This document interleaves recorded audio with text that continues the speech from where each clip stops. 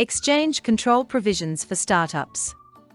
Foreign Exchange Management Act (FEMA) was introduced to facilitate or regulate external payments or receipts and cross-border transactions. FEMA outlines the formalities and procedures for the dealings of all foreign exchange transactions in India. Some specific provisions have been introduced for startups to encourage them to get foreign investments and to enter and compete in global market. In continuation to our startup series, let us look at the various foreign exchange control provisions for startups in 7 of the series. Foreign direct investment, FDI, in general.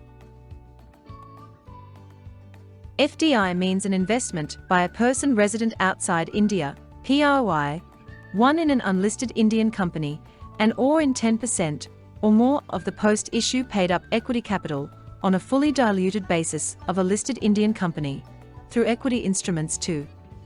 Investments by PROI in Indian company are subject to entry route conditions, sectoral caps, investment limits, pricing guidelines, etc.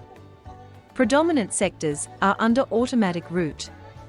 Equity instruments to be issued within 60 days from date of receipt of funds in case of allotment. If not, amount to be refunded within 15 days from the expiry of 60 days. Indian company can also issue ESOP, sweat equity shares to employees or directors who are PROI. PROI holding equity instruments in Indian company can transfer to resident Indian by way of sale or gift. In case of sale, pricing guidelines shall apply. Issue of equity instruments shall be reported through Form FCGPR, while transfer of the same through Form FCTIS. And a yearly compliance in Form FLA. The onus of all the reporting is on resident, other than an individual who is citizen of Pakistan, Bangladesh, or an entity which is registered or incorporated in Pakistan, Bangladesh.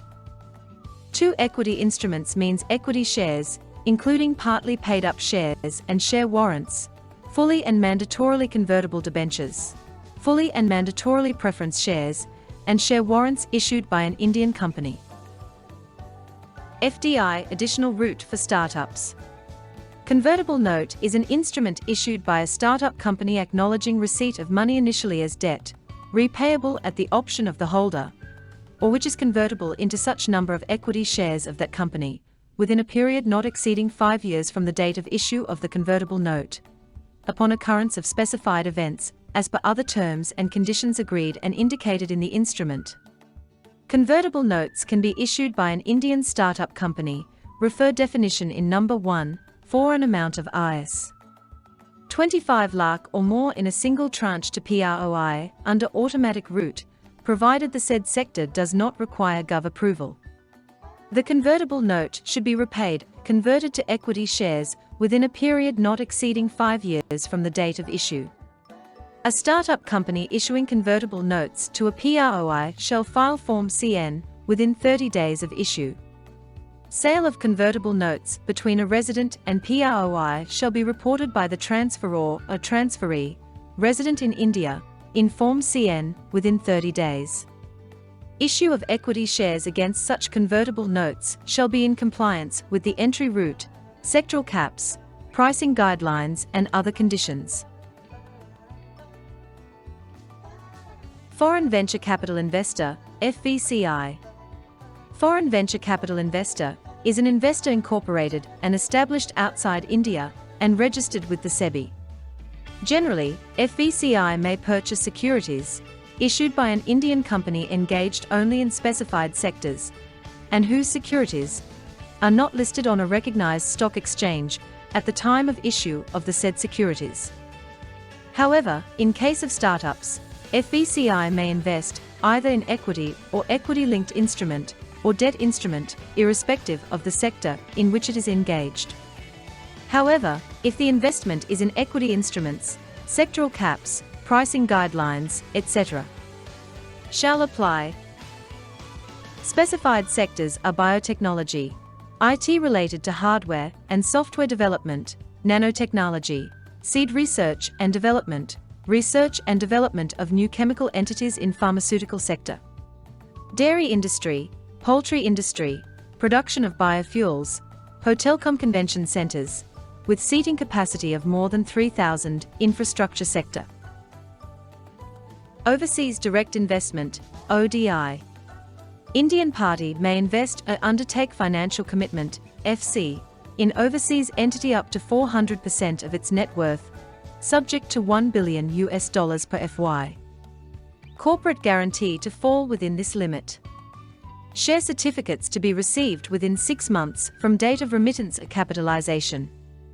Indian party may extend loan to overseas JV, WOS, in which it has equity participation. Loan or FC without equity participation considered under approval route. All dues receivable from overseas JV, WOS, to be repatriated to India within 60 days of its falling due or time limit prescribed under FEMA regulations. Indian party can capitalize payments due from foreign entity.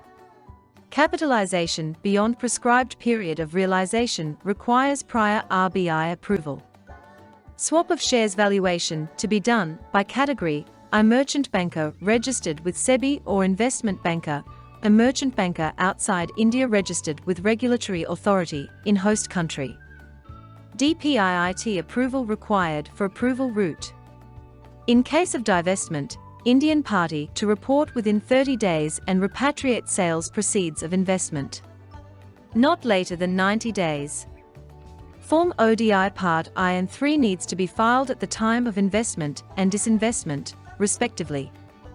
Form FLA to be filed by July 15th and Form April by December 31st. Any change in Indian party or investment in step-down subsidiary needs to be intimated to authorized dealer banker in specified form. The above provisions shall apply to startups also who are investing in overseas entity. External commercial borrowings, ECB, in general. ECB regulations govern loans or borrowings by eligible Indian entities from outside India. Automatic route covers bank loans, debt securities such as bonds, non-convertible, optionally convertible preference shares or debentures, foreign currency convertible bonds, RDBS, finance lease, etc., subject to following conditions. Eligible borrower. All entities eligible to receive FDI can raise ECB. Recognized lenders. Lender should be resident of FATF or IOSCO compliant country. Minimum average maturity.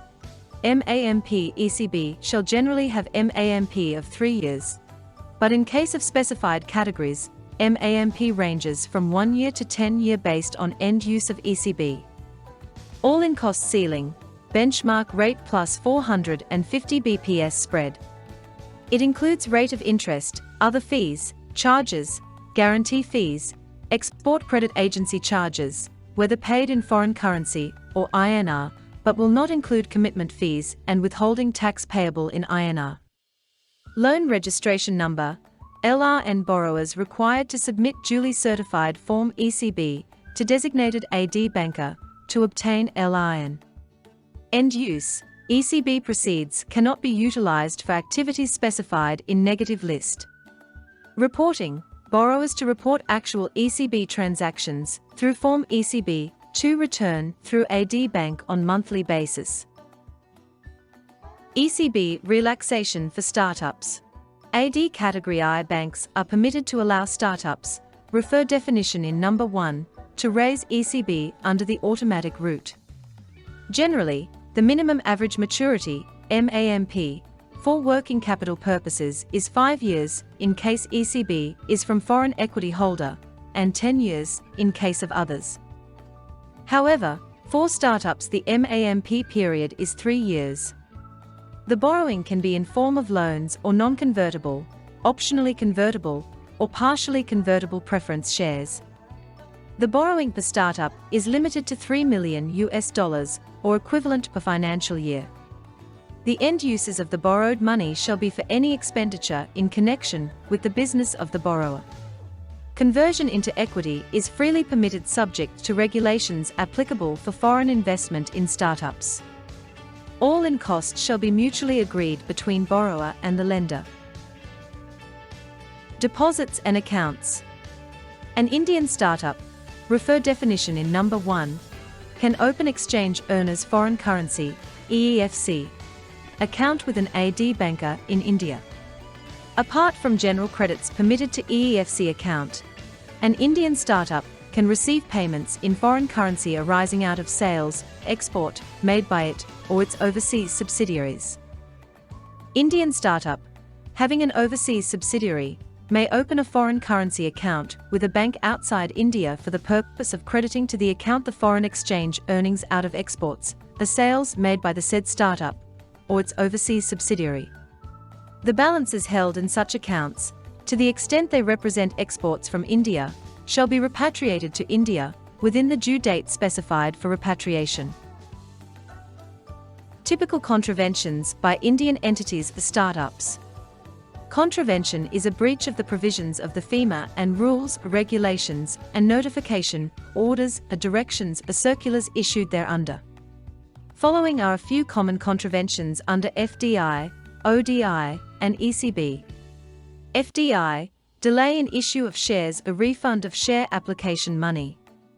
Delay in non-submission of FCTIS, FCGPR, and FLA.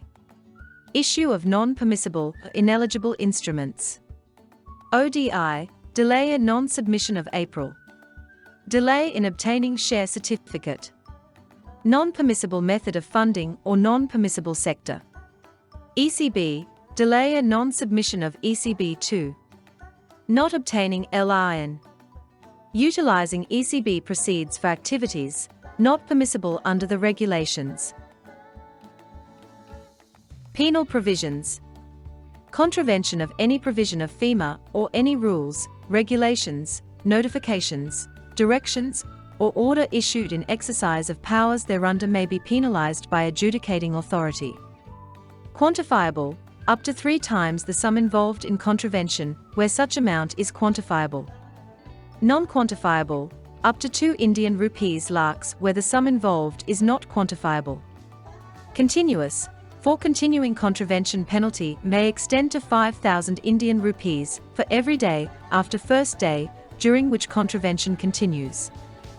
Additionally, adjudicating authority may direct that any currency, security, or any other money or property in respect of which contravention has taken place to be confiscated by the central government. It may direct persons committing contraventions to bring back foreign holdings into India or to retain outside India in accordance with regulations or directions.